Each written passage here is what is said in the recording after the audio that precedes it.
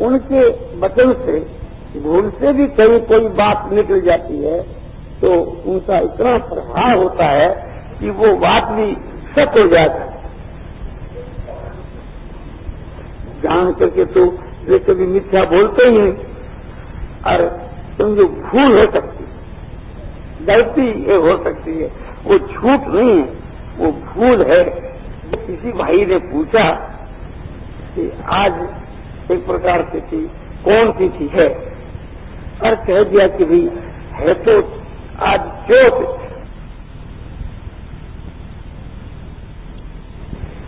और समझो भूल हो सकती है, गलती ये हो सकती है, वो झूठ नहीं है, वो भूल है।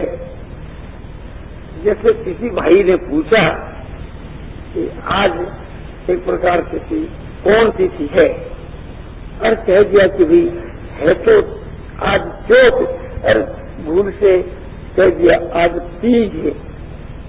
तो वो तीज कैसे बोले? वो तो जो वर्तमान में चोट है वो चोट ही रहेगी। तो इस प्रकार की जो है आपने बिना आपने समझे भूल हो जाती है, उसके ज्ञान के वहां जो बात वो कह देता है, तो इसलिए वो झूठ नहीं है। झूठ वो चीज है कि अपने देखी हुई, समझी हुई, सुनी हुई और समझो कि निश्चय की हुई जो बात है, अपनी मानी हुई जो बात है, उसके विरुद्ध जो जानबूझ करके कहे उसको नाम झूठ है।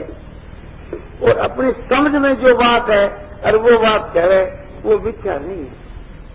इसी प्रकार से कि समझो कि उन पुरुषों के हृदय के बीच में कोई इच्छा जो है, कामना जो है, आसक्ति जो है, इनका नामो निशान नहीं है, अपंत भाव होता है।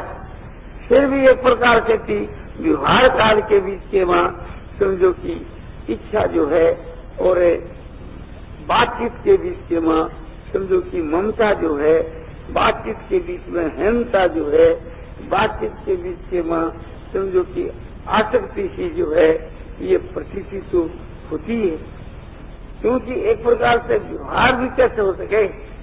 जो बड़े बड़े अच्छे पुरुष हुए हैं, जिनको हम लोग बहुत उच्च कोटि के महापुरुष मानते हैं, जैसे भीष्म पितामह और जैसे वेद व्यास जी महाराज, और जैसे समझो कि अभी वर्तमान के जमाने में तुलसीदास जी ऐसे, और समझो कि और वर्तमान के जमाने के वहाँ सूरदास जी आदि जो भगवान के भक्त थे और अच्छे जो ज्ञानी, जिसको गौरंग महाप्रभु या और भी अच्छे अच्छे जो पुरुष इस कलयुग में हुए हैं, और जिनको सभी लोग महापुरुष मानते हैं, उनके भी व्यवहार से हम लोग विचार करेंगे और उसका निर्णय करेंगे, और तर्क से यानी तरक्की कसौटी पर कसेंगे तो दोष देखने वाले को दोस्तों उनमें भी मिल जाएगा। हमारी समझ के बीच के वहां तो समझो कि आज संसार के वहां जितने पुरुष हुए, मर्यादा पुरुषोत्तम भगवान राम के समान सदाचारी और एक आदर्श पुरुष है, शायद ही कोई हो।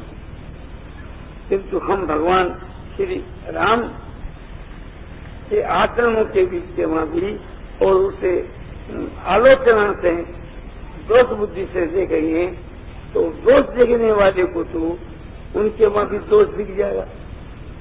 तो इसी में ऐसे तो संसार के वहां आज तक जितने हुए, कोई भी एक प्रकार से निर्दोषी काम नहीं रहेगा। तो वो तो एक प्रकार से देखने वाले के नेत्रों की, समझ की और मानवता की गलती, उसका क्या उपाय हो सके? किंतु ये ख्याल करना चाहिए कि हम लोगों को तो यथाशक्ति जहाँ तक हो सके सब में गुण बुद्धि करनी चाहिए, दोष बुद्धि नहीं। किंतु ये हम आपके लिए नहीं कहते हैं, सबके लिए और हमारे लिए भी हम कहते हैं, क्योंकि हम देखते हैं किसी के बीच के वहाँ जो एक प्रकार से हमको भी दोष तो दिख ही आता है। भाई लोग पूछते हैं तो हम कहते भी हैं कि भाई ये दोष तुम्हारे में दिखता है, यदि नहीं दिखे तो हम कैसे करें? तो इससे मालूम होता है कि ये स्वाभाविक की बुद्धि हुआ करती, ये जिसके वहां न हुए कोई विशेष बात। तो ऐसा ही हम लोगों को अभ्यास करना चाहिए जिससे किसी के वहां हमारी दोष बुद्धि न हो। दूसरों के वहां जो दोष बुद्धि है ये हमारे लिए बहुत ही खतरे की चीज है और ये स्वाभाविक होती है। ईश्वर की कृपा से ये दूर होती है, ये समझो कि अपने ज्ञान से दूर होती है। तो हर एक भाइयों को इस विषय के बीच के वहां अपने व्यक्तिगत अपना विचार करना चाहिए और कोशिश करनी चाहिए जिससे ये दोष बुद्धि हमारे से एकदम दूर। फिर महापुरुषों के विषय की बात आपको मैं बतलाता हूँ कि जब उसके बीच के वहां हम प्रवेश होकर के देखते हैं और अपने समझ के अनुसार उसे तर्क की कसौटी के ऊपर जब उसको कहते हैं तो उसका फिर हम निर्णय नहीं कर सकते, क्योंकि एक प्रकार से न्यायुक्त हम विचार करके देखते हैं तो हमारी बुद्धि में काम नहीं। तो इसका मतलब यही है कि हम पहचान नहीं सकते, वो पहचानने की हमारे में सामर्थ्य नहीं है। तो इसलिए समझो कि दोष और गुण सभी के वहां भरे रहते हैं, परमात्मा को छोड़ करके और महापुरुषों को छोड़। परमात्मा एकदम शुद्ध और निर्दोष है और महापुरुष भी शुद्ध और निर्दोष है। ये तेर जितेर सर्वो ऐसा सामे चिदम निर्दोषम ही समन ब्रह्म तस्मात् ब्रह्मणि ते पिता। उन पुरुषों ने यही संसार को जीत लिया है जिनका मन समता में स्थित है।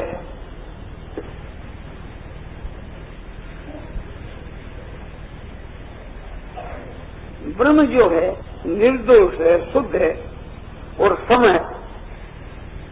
इसलिए जिन पुरुषों की समता में स्थिति है वह पुरुष निर्दोष और उनकी ब्रह्म के वहां स्थिति है कि जिनकी समता में स्थिति है। तो समता में स्थिति है तो यहाँ ब्रह्म के साथ में दो बात दिखलाई, एक ब्रह्म जो है तो निर्दोष है और सम है। इसी प्रकार से थी जिनके वहां समता है और निर्दोषता है उनकी ब्रह्म के स्वरूप में स्थिति है। इस प्रकार से लक्षण जो है तो भगवान ने गीता की 6 अध्याय के 19 के श्लोक में बतलाए। तो ये सुसंदेश है, हर एक मनुष्य को ये अपने आप में घटानी चाहिए और इसके अनुसार बनना चाहिए। तो अपने में सम भाव जो है इसे को अधिक से अधिक लाने की चेष्टा करनी चाहिए। अपने में निर्दोषता जो है अधिक से अधिक लाने की चेष्टा करनी चाहिए और ये ख्याल करना चाहिए इसे समता और निर्दोष के लाने के लिए जो सम और निर्दोष ऐसे जो भगवान है, परमात्मा है, उनके ध्यान से ये बात बहुत शीघ्र आ जाती है। या जो महापुरुष है जो निर्दोष शुद्ध है, जिनमें कोई विकार नहीं है और जिनके वहां समता है, ऐसे पुरुषों के संग से और माने ये निर्दोषपना और समता का भाव आता है। तो ऐसे पुरुषों का संग करना चाहिए और विशेष करके उन्हें तो आदर्श मान करके उनका अनुकरण करना चाहिए, क्योंकि वह अनुकरण करने के योग्य हैं। संसार के वहां ऐसे श्रेष्ठ पुरुष ही अनुकरणीय हैं और श्रेष्ठ पुरुष ही समझो कि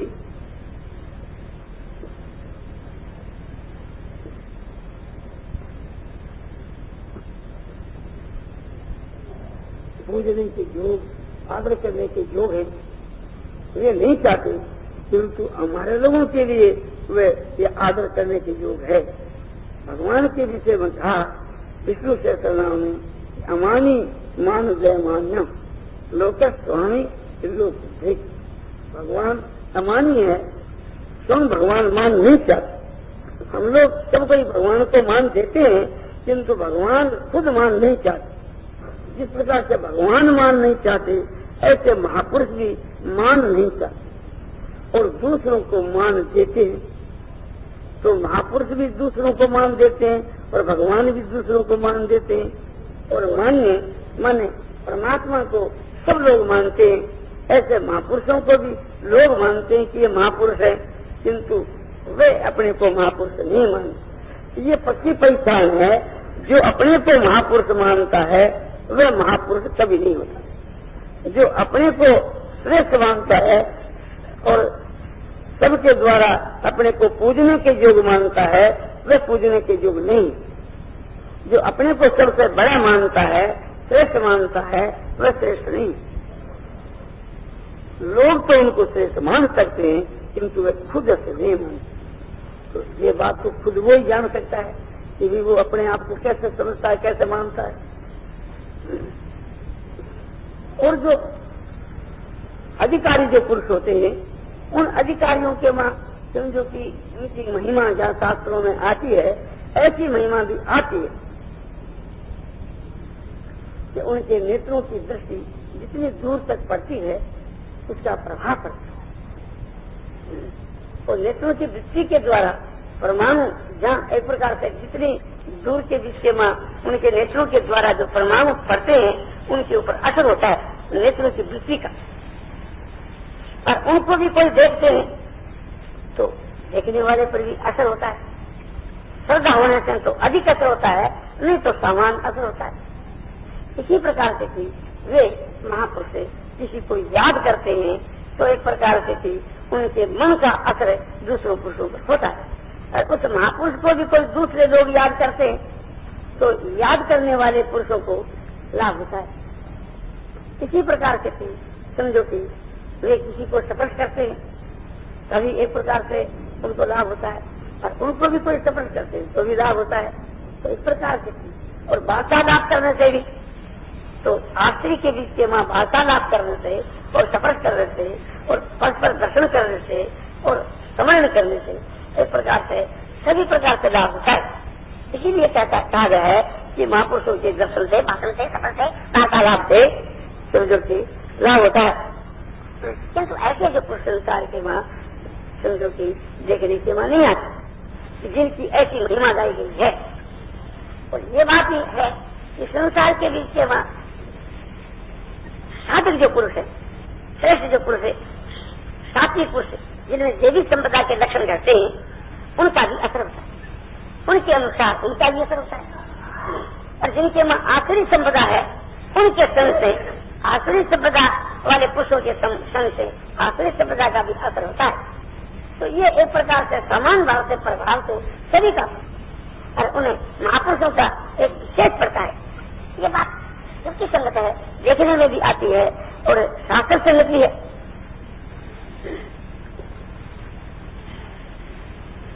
शास्त्रों में तो समझो कि ऐसी बात हमारे को मिलती है, अमुक महात्मा ने या अमुक तपस्वी ने अमुक आदमी को ये आशीर्वाद दे दिया और वो सिद्ध हो गए, वो बात सच हो गई। अमुक ने एक प्रकार के थी वरदान दे दिया तो वो बात सच हो गई। अमुक आदमी ने अपने हृदय से थी एक प्रकार से थी अपने समर्थन कर दिया या हृदय से थी एक मन के मां संकल्प कर लिया तो वो कार्य सिद्ध हो गया। और ये बात शास्त्र संगत, युक्ति संगत है। आप लोगों को भी इस विषय में थोड़ा विचार करना चाहिए। यदि आप या मैं कोई भी भाई अपने हृदय में होने वाले जो संकल्प है उसके अनुसार हम समझो चलेंगे, हमारा एक भी संकल्प व्यर्थ नहीं होगा, तो आगे जाकर के हम सत्य संकल्प वाले बन जाएंगे, तो हमारा संकल्प सिद्ध हो जाएगा। ये तो एक समझो की सिद्धि है, और ये सिद्धि परमात्मा की प्राप्ति के बिना भी हो सकती है। फिर परमात्मा की प्राप्ति होने के बाद उनका संकल्प सत्य हो जाए तो कौन सी बड़ी बात है। इसी प्रकार से जो आदमी कभी मिथ्या नहीं बोलता है, सत्य बोलता है, तो उसकी वाणी के द्वारा जो कुछ कहा जाता है वो सत्य होता है। और जो आदमी झूठ बोलता है तो उससे वाणी का जो तेज वो नष्ट हो जाता है, फिर वो कैसे वो बात सत्य हो। तो जैसे सत्य बोलने से थी वाणी एक प्रकार से सत्य हो जाती है, ऐसे ही संकल्प सत्य हो जाता है। और संकल्प भी उनके शुद्ध होते हैं। माने फालतू नहीं होते, पवित्र संकल्प होते हैं। और पवित्र जो संकल्प होते हैं वे एक प्रकार से सत्य हो जाते हैं, शुद्ध हो जाते हैं। तो शुद्ध संकल्प और सब संकल्प जो है ये बहुत दामी चीज है। और जिस प्रकार से कि मनुष्य मौन हो जाता है, चुप हो जाता है, कुछ भी नहीं बोलता, तो वो मौन भी एक प्रकार का तप है। और उस तप के बल से भी संसार के वहां वो अपने विषय से लोगों को फायदा पहुंचा सकता है अपने तप के बल से। और पूर्व में तपस्या ने अपने तप के प्रभाव से लोगों का उपकार भी किया। तो जिस प्रकार से वाणी का तप है, इसी प्रकार से मन का भी तप है।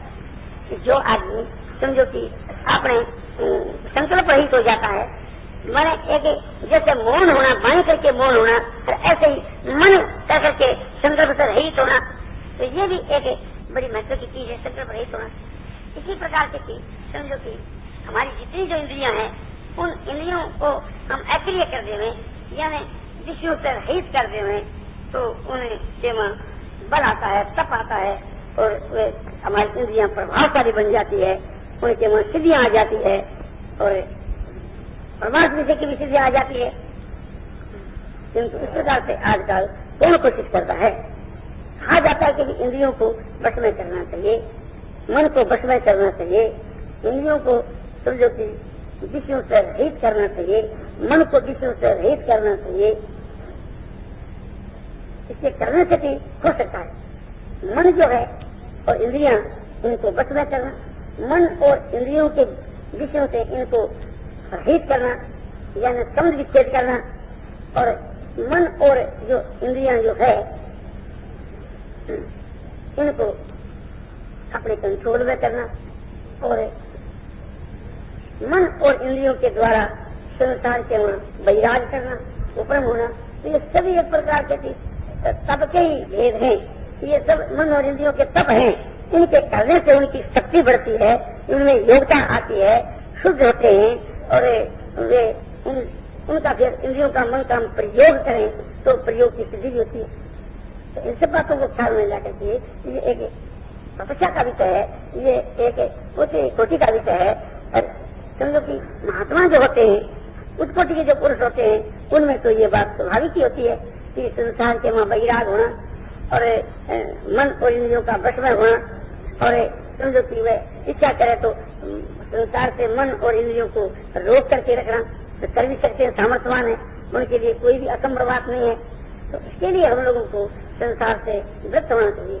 संसार से वैराग होता है, संसार को दुख रूप समझने से, संसार को भयदायक समझने से, संसार को घृणित समझने से, संसार को नाशवान समझने से, तो इनके वहाँ स्वतः ही वैराग उत्पन्न होता है। और जब वैराग हो जाता है तो ये सब मन बस में भी हो जाता है, संसार से मन और इंद्रियां तो उपरम भी हो सकते हैं, किंतु वैराग के सब चीज होती है। तो इस बात को ध्यान में रख करके संसार से भी हमको व्यक्त होकर के विचरण करना चाहिए, परम वैराग करना चाहिए, तीव्र वैराग करना चाहिए, दृढ़ वैराग करना चाहिए। तो वैराग जो है ये भक्ति के वहाँ भी सहायक है, ज्ञान के मार्ग में भी सहायक है, योग के मार्ग में भी सहायक है। जितने प्रकार के भगवत प्राप्ति के जो मार्ग हैं, सबके बीच के वहाँ वैराग सहायक है।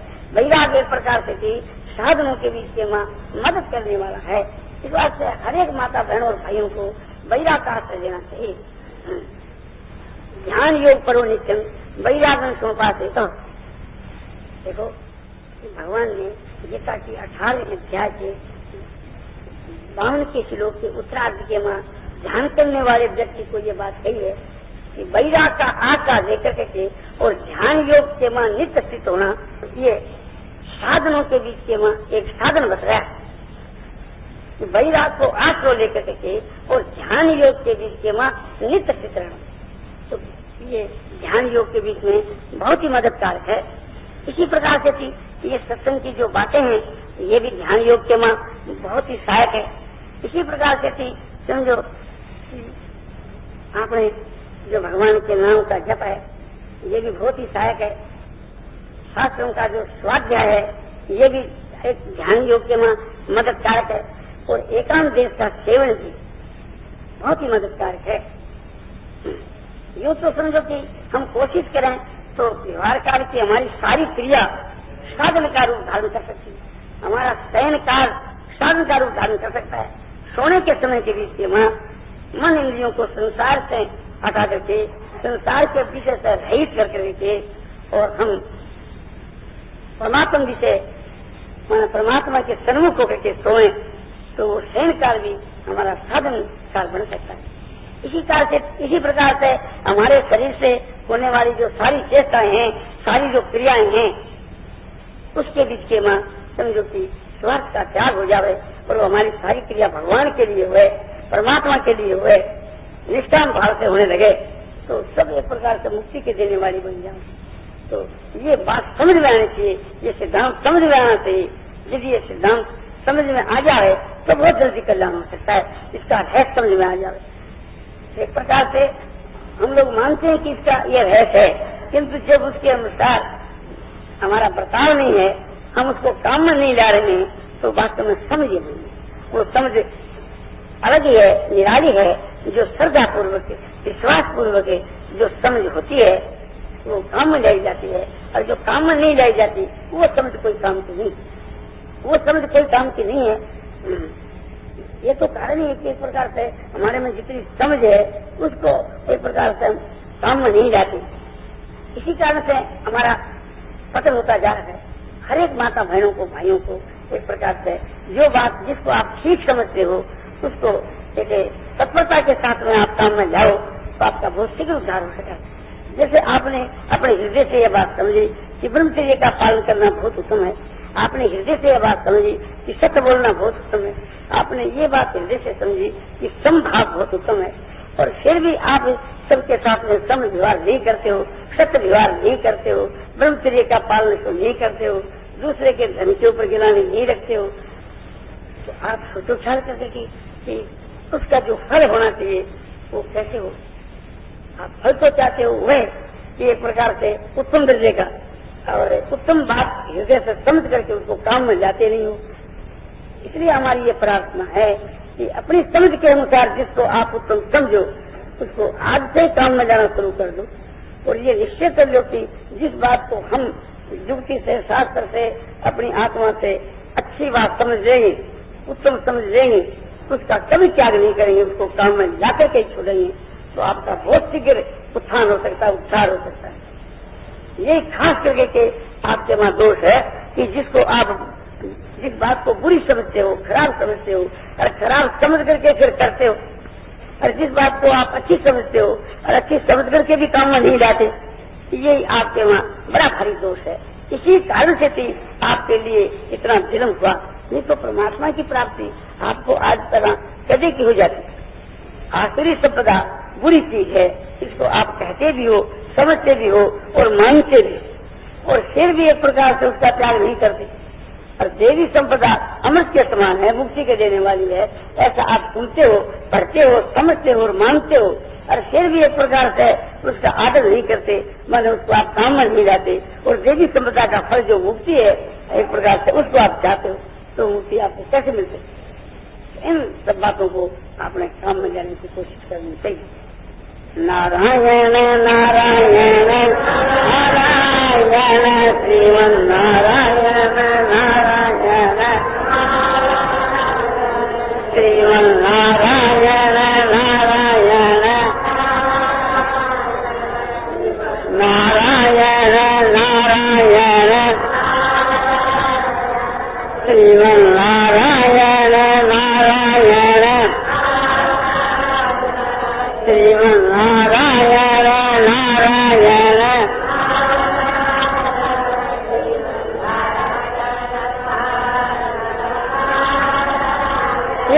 रामचंद्र की जय, मोटबंसी वाले की। महापुरुषों की महिमा और महापुरुष बनने का उपाय इसे के व्याख्यान तो श्री जयदयाल जी उनका द्वारा आज मिति 18 कृष्णा चतुर्थी और रात को 9 बजे गीता भवन में दिया गया।